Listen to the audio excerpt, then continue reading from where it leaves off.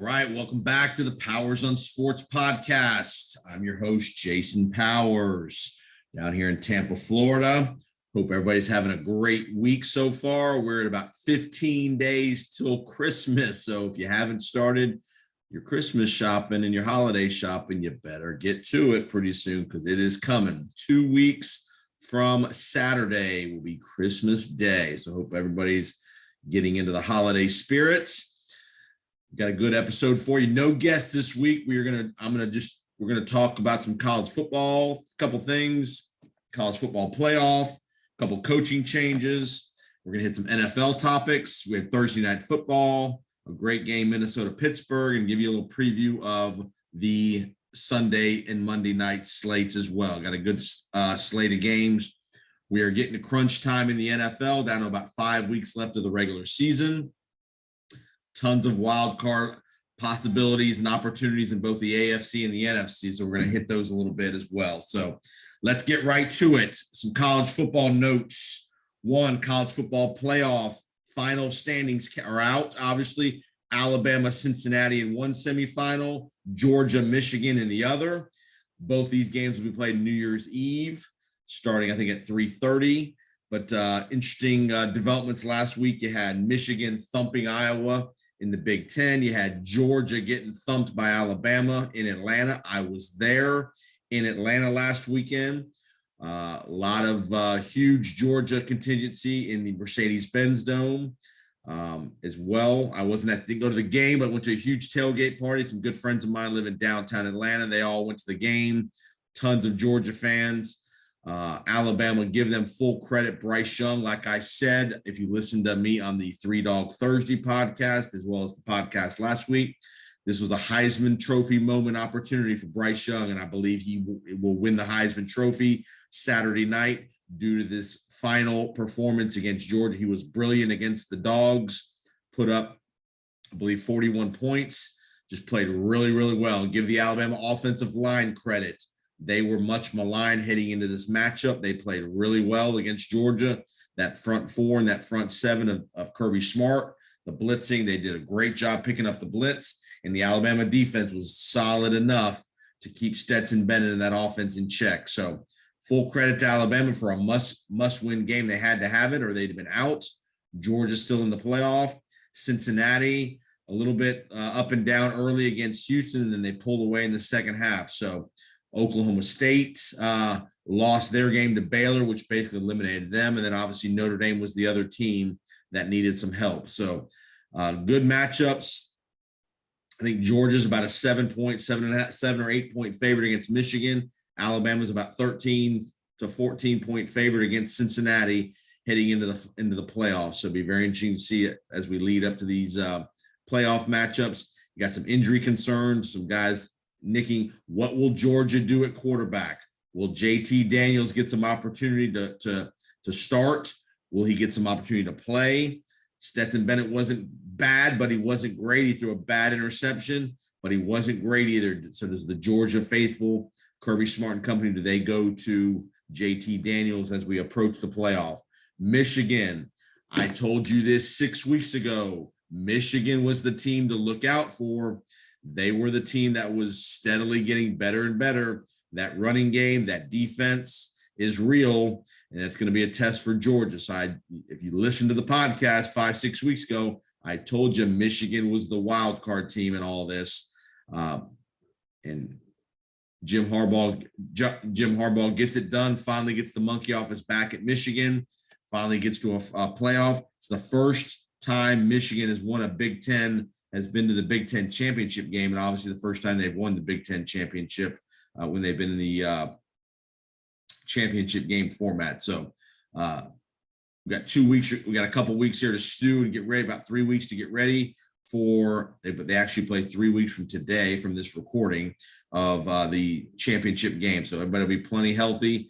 Games are in Miami and Dallas, and the championship game is in Indianapolis. So there you have it. College football.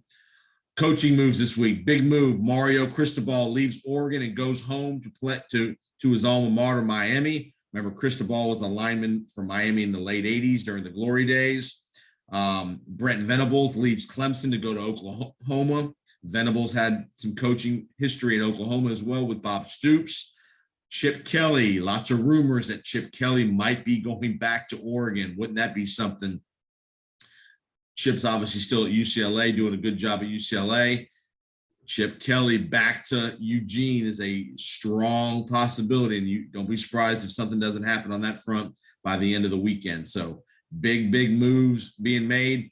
Another thing to think about, there's going to be a lot of kids in the transfer portal because of these coaching moves. You had the big move at LSU, USC, Oregon, Miami, Florida.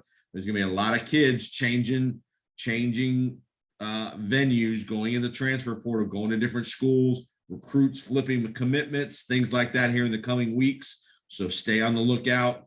Again, your program will probably be affected at some level by the transfer portal as well, whether it's a strong Power 5 team or not. All the teams are taking advantage of the transfer portal and the opportunities that are available to the kids now. So last college football note, Army-Navy this week, Saturday, first time they've ever played in New York. They're playing at MetLife Stadium in New York. Army and Navy, what a rivalry. It's definitely something on my bucket list that I'm going to do before here too long. Take my dad to the Army-Navy game one of these years. But they are playing this weekend in New York. Carve out a few minutes of your day on Saturday to watch that game. It's a great game with pageantry, the competitiveness amongst the two teams, the respect that they have for everybody involved. So definitely, if you got some time on Saturday, CBS 3:30, check out Army Navy even for a little bit. If you can see the end of the game, what they do the celebration at the end of the game, the respect and all that stuff they do, pregame stuff as well is legendary of all the pregame festivities involving those two teams. So check out Army Navy this week if you haven't already planned to do so. So there's your college football notes for the week. Again, no college football action. Some bowl games will be starting here in the next week or so. Some of the minor bowl games that you'll start seeing rolling out here in the next probably seven, eight days. So you get a little break from college football this weekend other than Army Navy. So NFL, Thursday night football, Minnesota, Pittsburgh. What a wild game it was. Pittsburgh getting crushed early, down 29-0 late third quarter. They make a furious rally, have the ball inside the 15-yard line or so to tie the game at the end. Freiermuth drops the ball in the last play of the game in the end zone, which would have potentially set up the 2-point conversion to tie. What a throw by Roethlisberger. Great job by him getting the team back in the game. Pittsburgh loses 36-28. Tough loss for the Steelers. For both teams, it was a must-win game because both teams are on the fringe of the wild card in both the AFC and the NFC. Dalvin Cook returns, runs for 200 yards. The couple storylines in this game, the sieve of a defense Pittsburgh was early in the game, first 3 quarters of the game. Dalvin Cook just running wild on the Steelers. What has happened to that Steelers run defense? I have no idea. I mean, they were running through holes that were just incredible last night. I have no idea what Pittsburgh's doing on defense as far as in the run game. Pittsburgh offense really struggled early. They got some life late third quarter and played very well in the fourth quarter. Chase Claypool, what are you freaking doing, bro? You catch a fourth down pass in the last 30 seconds of the game and you're posing down 8. You waste 14 seconds because you're posing. The freaking offensive lineman has to run over and grab the ball. Then the ball gets knocked to the ground, wasting more time. And you're over there freaking posing a 4th and 1 catch. Down. Tomlin. The guy better be fined substantially and or benched for a period of time for those antics. That's just inexcusable, Mike Tomlin. I love you, but man, that is unacceptable behavior for a team that's not championship football. You wonder why you're 6-1? Those are reasons why. Sure, everybody can blame Ben Roethlisberger, blah, blah, blah, but those cost yourself 2 more plays to tie the game at the end. You make an unbelievable comeback for naught because you don't even get 2 legitimate chances to throw the ball in the end zone. Granted, Freiermuth could have caught the last play of the game, but you have at least 2 more chances to tie the game, if the dumbass Chase Claypool, who's a good player, doesn't do that, which means you're allowing that to happen, Mike Tomlin. You've obviously continuously allowed that type of. Claypool gets a stupidity, unsportsmanlike foul early in the first quarter, sticking his finger in the guy's face. Really, Chase? You think you're not going to get called for that when you stick your finger in the guy's inside the guy's helmet? Inexcusable, man. Inexcusable. I don't know what to say, man. I mean, come on, bro. Come on, bro.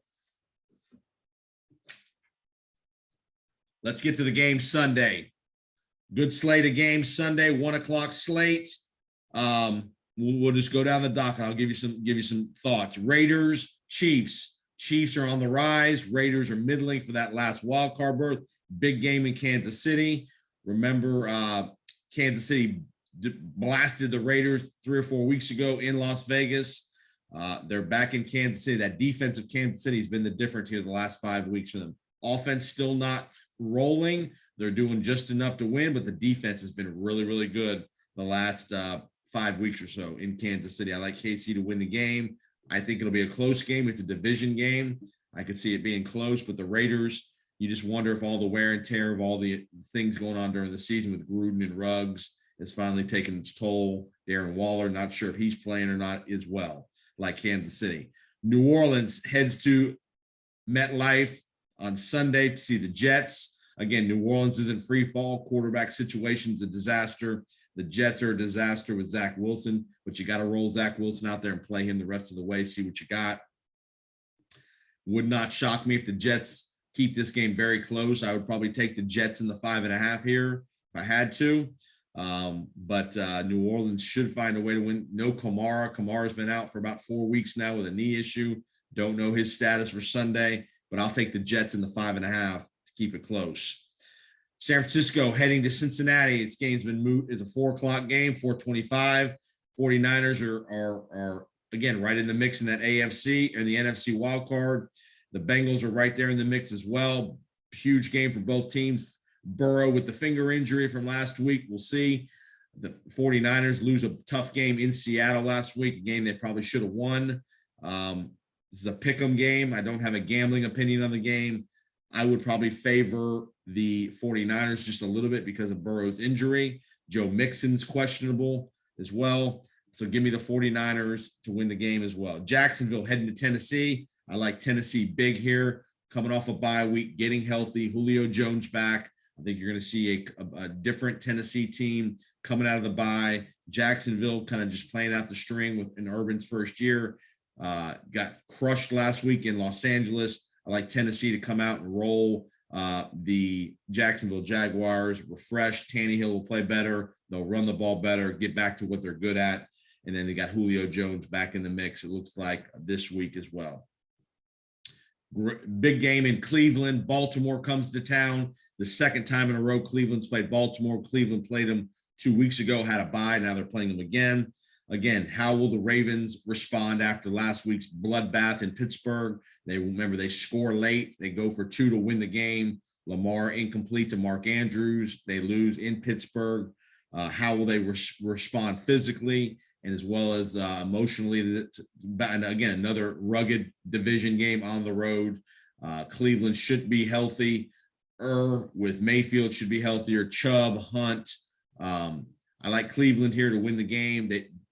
Baltimore's really been struggling offensively to score points, especially in the passing game. The running game's been okay with Freeman, but I like Cleveland here to win the -2.5 to win the game. Atlanta going to Charlotte to see Carolina in a big move last week. Carolina fires Joe Brady during the bye week, which kind of came out of left field. Joe Brady, remember, he was the wonder kid from LSU. He lasted 1.5 years with Carolina. Look for him back in the college ranks real soon as far as an OC job this year. He would be a fine asset to some programs. So you'll see Joe Brady real quick back in the college circuit as an OC. I would take Carolina here. I think Carolina will find a way. I saw Atlanta last week. They're okay. They're not very good, but I'll take Carolina at home -2.5. Dallas, big game, heads to DC to see the football team. Tony Pollard, Zeke Elliott banged up. You got the football team on a big winning streak, 4-game winning streak. They're 6-6, right in the mix in the NFC. They could theoretically still win the division. This would be a big time win if they can win this game to get within 1 game of Dallas for the division. McCarthy guaranteeing victory this week, coming off the COVID list. Dak Prescott, time for you to play ball, brother. Time for you to play. You want to make $40 million a year? This is the game you got to go win. I don't want to hear, I don't have a running game. Go win the game. You got the best receivers. You got the best offensive line. You got a good enough running game. Go win the game in DC on your arm, okay? It's Taylor Heineke. No Logan Thomas. Go win the game, Dak Prescott. I like the Cowboys here. Seattle, Houston. I'm not talking about this game. I can't even talk about the two terrible teams. Neither going anywhere. Detroit at Denver. Detroit has become a giant killer. Huge win last week. Finally get off the snide. Beat Minnesota on the last play of the game. Hurt my teaser, by the way. Beat Minnesota the last play of the game. Good for Dan Campbell to finally get a W as a head coach. Denver, again, still trying to hang on. I don't think they're going to make it as far as a wild card. Just not enough offense. Teddy Bridgewater is not the answer at quarterback. The defense is good, but the offense just can't get over the hump, can't get any consistency. They need a big quarterback in Denver. A guy like Russell Wilson, a guy like Aaron Rodgers, somebody like that needs to be in Denver to make that team a competitive playoff contender. I do like Denver to win the game against Detroit. I think the defense will dominate the game. So give me Denver at home to beat Detroit. Minus 8.5.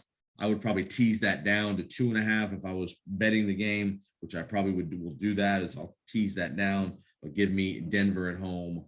And remember that tie, Detroit and Pittsburgh tie from 5 or 6 weeks ago.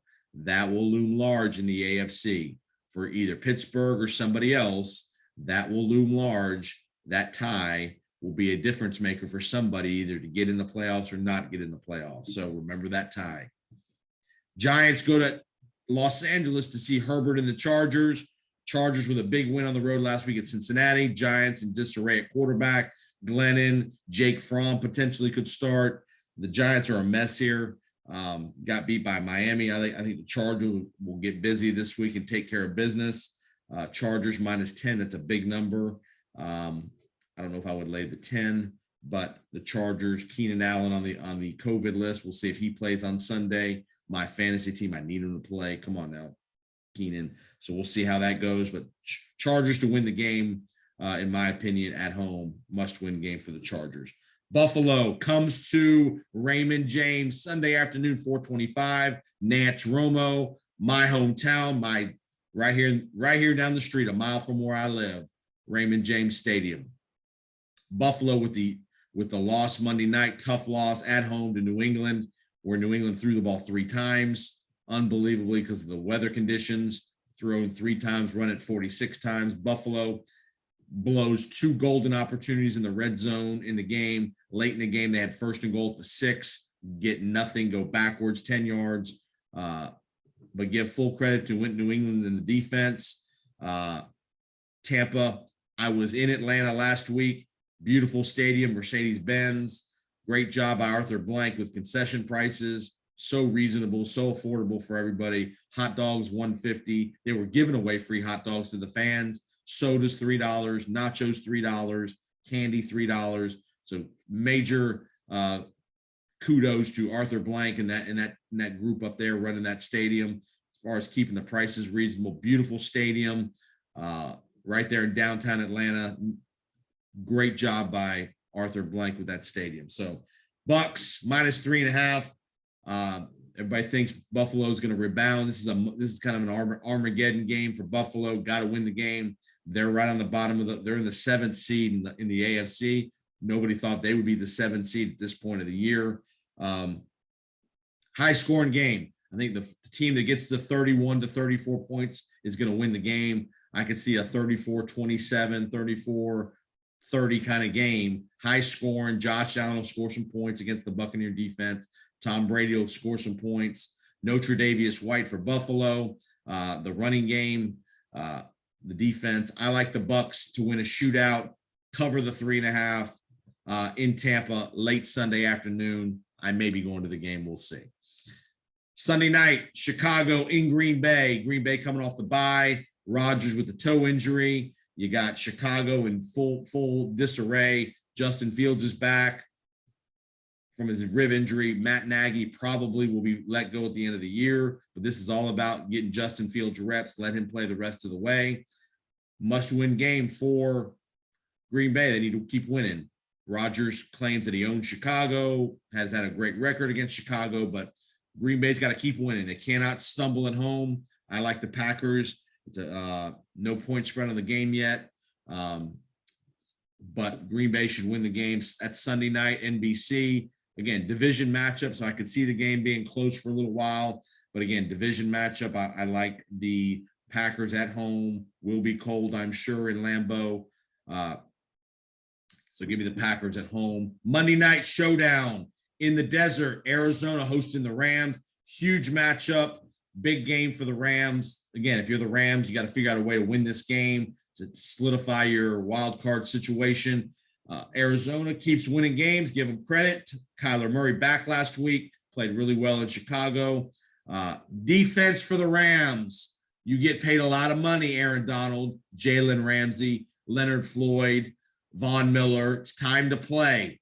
Raheem Morris is the defensive coordinator. Is it a scheme issue? Is it an effort issue? Is it just players are overrated? I don't know.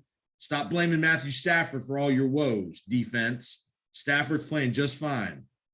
Beckham getting more and more involved. I like that. Cooper Kupp having an all-pro season at receiver. Run the ball, Los Angeles, a little bit more with Henderson and Michelle.